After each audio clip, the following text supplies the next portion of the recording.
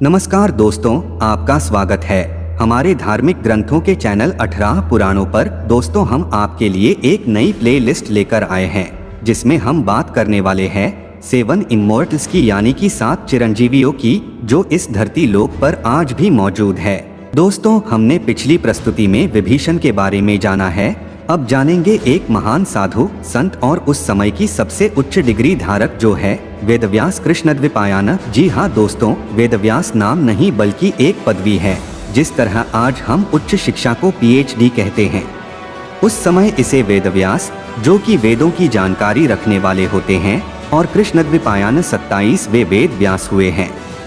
दोस्तों, अब हम चलते हैं वेदों की व्याख्या करने वाले वेदव्यास की ओर। वेदव्यास, जिन्हें कृष्णद्वैपायन के नाम से भी जाना जाता है, एक ऐसा नाम जो भारतीय साहित्य में बहुत प्रसिद्ध है।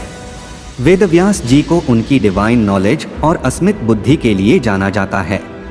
आप ये तो अच्छी तरह से जानते होंगे कि वे एक श्रुति शास्त्र है, मतलब वेद को सुना गया था। वेद रिटर्न फॉर्म में मौजूद नहीं थे।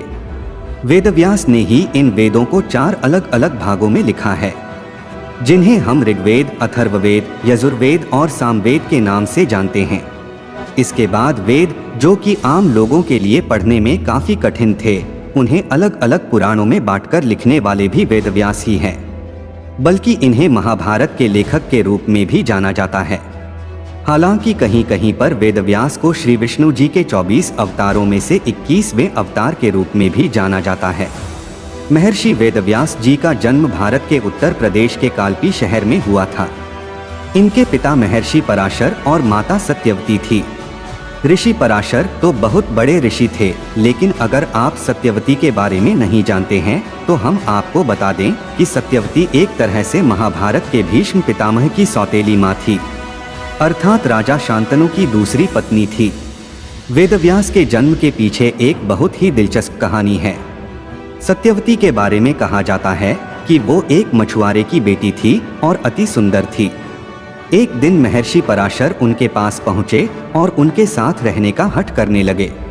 इस पर सत्यवती ने महर्षि से कहा कि वे अति रूपवान तो है, परंतु उनके शरीर से मछलियों की गंध आती है और इससे उनके आसपास कोई नहीं आता।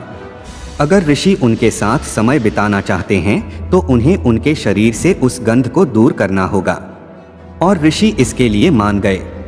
बाद में सत्यवती और महर्षि पराशर का एक अति तेजस्वी पुत्र हुआ, जो वेदव्यास के नाम से जाना जाने लगा। महर्षि वेदव्यास अपने पिता ऋषि पराशर की तरह बहुत बड़े ज्ञानी थे। वो प्राचीन भारत के सबसे बड़े कवि और लेखक माने जाते हैं। दोस्तों, महाभारत, जो इस दुनिया का सबसे बड़ा ग्रंथ है, उसे भी उन्होंने ही लिखा है। महाभारत के अलावा वेदव्यास ने 18 पुराणों की रचना भी की है। कुछ लोगों का कहना है कि वेदव्यास ने एक लंबा जीवन बिताया और 116 वर्ष की आयु में उनकी मृत्यु हो गई। पर पौराणिक कथाओं के अनुसार उन्हें चिरंजीवियों की सूची में भी सम्मिलित किया गया है। कहा जाता है कि वो वेद और पुराण का ज्ञान पूरी दुनिया में बांटने के लिए, वेद व पुराण को हमेशा ब्रह्मांड के अंत तक बनाए रखने के लिए आज भी जीवित हैं।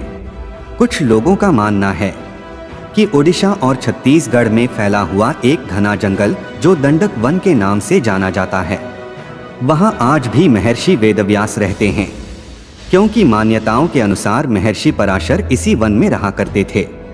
इसके साथ ही मान्यता यह भी है, और विशेषकर हिमालय में रहने वाले साधुओं का भी ये मानना है, कि बद्रिकाश्रम यानी कि बद्रीनाथ के आसपास, जहाँ महर्षि पराशर अक्सर अपनी तपस्या में लीन रहते थे।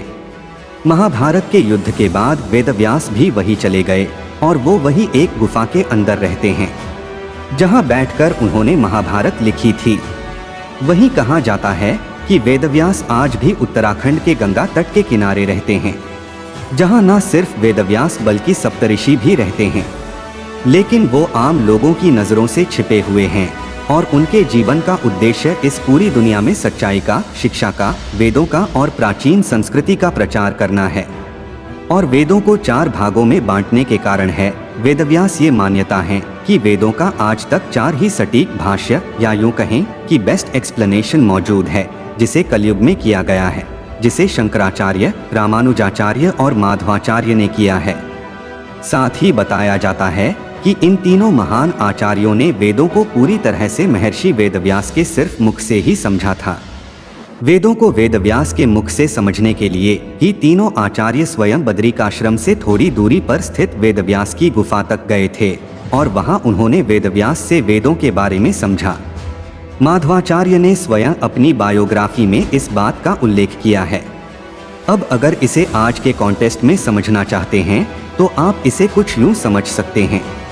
भारत और चीन के बॉर्डर के पास उत्तराखंड में एक गांव है जिसे माना गांव के नाम से जाना जाता है, जहां पर अलकनंदा और सरस्वती नदी आपस में मिल जाती है। वहीं इनके मिलने से जो केशव प्रयाग बनता है, उसके तट पर बद्रीनाथ से मात्र 3 किलोमीटर की दूरी पर बसा हुआ ये छोटा सा गांव है।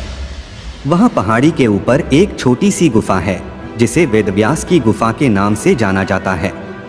आज इसी गुफा के पास व्यास जी का मंदिर भी बना हुआ है। माना जाता है कि इसी गुफा के आसपास आज की सभ्यता और आज के लोगों से दूर वेदव्यास अदृश्य रूप में रहते हैं और अपने पढ़ने लिखने के काम में ही व्यस्त हैं। इनका भी उद्देश्य भगवान कल्कि से मिलना है और उन्हें वेदों का ज्ञान देना है। इन 5 चिरंजीवियों के बाद अब चलिए जानते हैं अपने अगले चिरंजीवी के बारे में, जिसे राजा बलि के नाम से जाना जाता है। तो दोस्तों, आज के बस इतना ही। मिलते हैं अगली प्रस्तुति में।